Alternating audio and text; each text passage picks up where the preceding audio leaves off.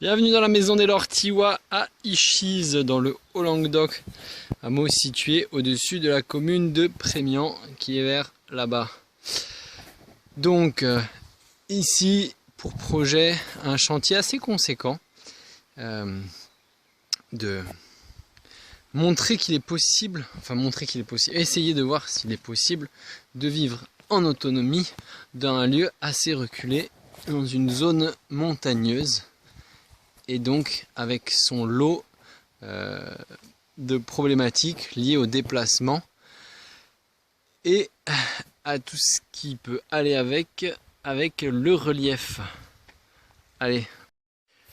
Alors ce projet il est multiple et un des aspects du projet c'est déjà de rénover l'habitat qui existe ici, donc cette maison là, et plus que de la rénover, surtout l'isoler, parce que pour l'instant on la chauffe avec beaucoup de bois, il y en a beaucoup de pertes, donc on chauffe pas grand chose avec beaucoup de bois, et ça c'est un peu dommage. Donc le premier chantier ça va être d'isoler cette maison par l'extérieur avec des plaques de laine de bois rigide qui vont être collées et chevillées, vissées par des chevilles dans le mur, et en bas, donc au pied de ces plaques de laine de bois, donc là ça va se retrouver ici en bas, on aura une petite semelle en béton de liège qui permettra d'isoler et d'éviter que les plaques de laine de bois se retrouvent à l'humidité, comme on peut imaginer que l'atmosphère règne bien humide ici en période plutôt automnale, hivernale. Donc là la première façade, la façade d'entrée, qui a déjà son petit lot de difficultés, on peut le voir avec la terrasse ici, qu'il va falloir un peu, donc on ne peut pas enlever les traverses complètes qui sont les planches de support du plancher de la maison, mais on va sûrement enlever ces petites planches là pour laisser passer l'isolant, puisque là pour l'instant il n'y a pas la place de le faire circuler. Ici donc la façade nord, alors difficile d'accès puisqu'on peut voir la pente ici assez forte qui fait que l'accès au chantier n'est pas plat, loin de là, et donc le déplacement et le transport des matériaux aura ses complications, mais bon, envisageable quand même. La façade hormis ça est relativement plate et donc assez simple, hormis la petite rupture de pente ici sous la toiture qui fait un petit peu galérer et qui va imposer des découpes dans l'isolant. Et voici donc la façade côté rivière avec cette belle petite terrasse qui, on le pense bien, va aussi nous causer quelques difficultés vu sa hauteur, mais bon, ça va, elle est relativement plate et relativement régulière pour le coup.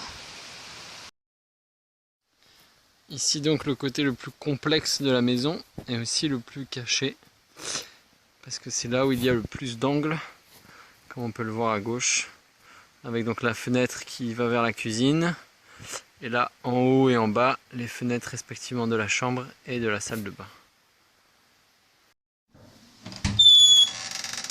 Et alors en sortant de la maison, on se retrouve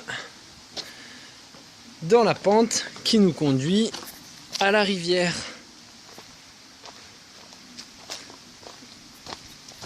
Et surtout à l'espace de vie.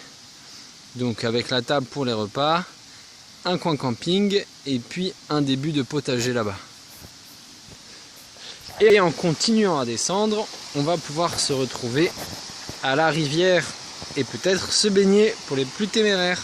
Cette belle rivière qui a l'air si calme et si tranquille peut s'exciter un peu sur les périodes hivernales lors des phases de crue, quand beaucoup d'eau descend de la montagne et vient l'alimenter.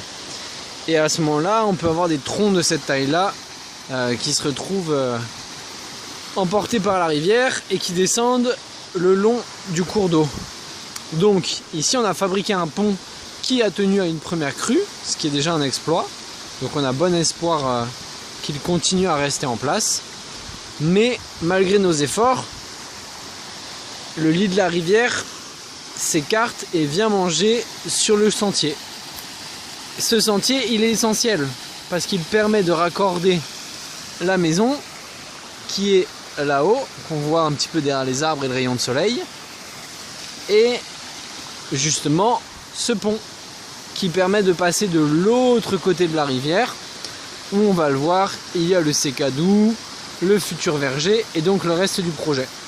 Et donc ce sentier, il est essentiel, il faut le préserver, et pour ça, eh bien, il faut empêcher que les crues continuent à venir le ronger, et donc il faut endiguer le cours d'eau, et pour ça il va falloir renforcer les berges, retomber en creusant, retrouver la roche-mère et monter des pierres depuis cette roche-mère pour renforcer en fait le bord du sentier, le bord du cours d'eau, et endiguer, empêcher le cours d'eau lors de ces crues d'emporter toute la terre qui constitue cette berge. Et maintenant on va emprunter ce pont. Et bienvenue sur la prairie municipale. Donc cette prairie qui a été largement défrichée et qui a pour objectif d'accueillir un verger de conservation. Donc sur ce terrain, l'idée c'est quoi? C'est de venir planter des arbres d'espèces et surtout de variétés représentatives du terroir local, donc des cerisiers, peut-être des châtaigniers et d'autres essences qui sont assez typiques de la culture du Haut-Languedoc. Et ce projet, enfin cette face du projet, vient aussi s'articuler donc non seulement dans l'idée de terroir, de patrimoine, de conservation, mais aussi dans l'idée d'autonomie alimentaire avec la production fruitière, et encore aussi dans la dimension pédagogique et touristique avec la circulation potentiellement de touristes, puisque ici on est sur le sentier à gauche de ce tas de bois qui monte de Ichiz à Fouillot, qui monte de Fouillot à Ichiz, et on peut être en lien avec les écoles de la commune de Prémian, avec un côté verger pédagogique qui permet de venir illustrer directement sur le terrain le fonctionnement d'un verger, les enjeux liés à la conservation du terroir et des espèces qui le représentent, et donc la transmission envers les générations futures, mais aussi envers les générations actuelles, de la nature de notre travail. Nous sommes ici dans le parc régional du Haut-Languedoc, où il y a ce Sécadou à rénover. Donc, le chantier de cet été va constituer dans le fait de refaire la charpente, puisqu'il y a encore les 4 murs en partie conservés du bâtiment. Donc, le chantier qu'on se propose de faire, c'est de rénover la charpente, de refaire en fait une charpente dans l'existant. Donc on a ici du coup 4 murs en relatif bon état, en tout cas qui tiennent debout. Une partie enduite, une partie vraiment pierre sèche. Voilà. Tac. La porte d'entrée, l'accès au côté séchoir en hauteur. Donc on est ici sur un bâtiment qui fait plus ou moins 5 bons mètres de long sur quasiment 4 mètres de large. Au niveau altimétrie, on n'a pas encore pris les relevés, mais ça va être une des prochaines étapes. Je vais vous faire une vidéo de vue du dessus pour que vous puissiez vous rendre compte. On voit quand même qu'au niveau du bâti existant, il y a quand même déjà des réservations qui existent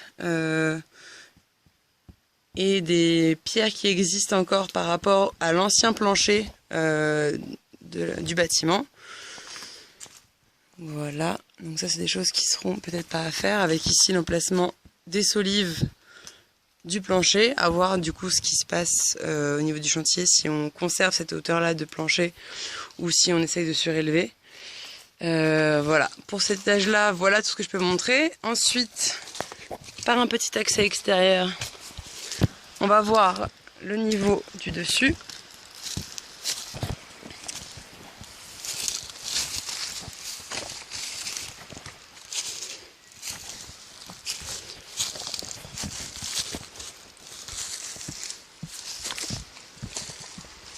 Donc voilà un peu le bâti vu du dessus. Donc on a des murs en pierre qui font une épaisseur à peu près de 50 à 60 cm sur toute la périphérie. Le faîtage est à peu près centré, plus ou moins autour des 2 mètres à partir de ce côté-là du bâti. Que dire de plus? Voilà un peu au niveau des données vraiment pratico-pratiques. Pour le moment, nous souhaitons refaire cette charpente avec du bois local, si c'est possible. Du coup, nous avons récupéré ce tronc qui fait 6,60 m de long, une section brute de 27 par 27, 27 de circonférence, on va dire, au bout qui se trouve donc là. Et une section circonférence plutôt autour des 12-13 en bout. À voir du coup pour l'équarrissage, comment on peut utiliser ce tronc. Voilà, et voilà après pour le chantier, en tout cas l'état actuel du bâti et ce qu'il y aura à faire. Donc une faîtière du coup pour rejoindre les deux côtés, des sablières et ensuite les pannes intermédiaires sur lesquelles viendront poser des chevrons, puis probablement des lattes, contre-lattes et ensuite un toit. Pour l'instant, on part sur un toit avec une couverture en lauze ou en pierre, puisque c'est l'architecture vernaculaire de la région. Voilà. En laissant derrière nous le sécadou caché derrière les arbres, on redescend donc au-dessus de la prairie communale qui servirait potentiellement de verger, et on arrive sur ce qu'on appelait les béales, c'est-à-dire les lignes de niveau qui permettaient de faire circuler l'eau d'un point A à un point B. Et on observe ici un reste de murs en pierre sèche. Et donc l'idée, ce serait de continuer ces murs, de les renforcer et surtout de les rénover là où ils ont eu tendance à s'effondrer, comme on peut le voir ici, où on a un reste de mur ici, on a un reste de mur là, et entre les deux, eh bien, il s'est effondré et on a des restes de pierre ici sur le sol. Et donc ici un travail de maçonnerie très rustique afin de remettre en état ce qui permettait de protéger le sentier, puisque une fois que le mur s'effondre, on le voit, le terrain glisse et le sentier au final finit par être coupé par ce glissement de terrain. Et donc pour éviter cette déformation et cette perturbation des zones de circulation, il faut renforcer les protections, type les murs en pierre sèche.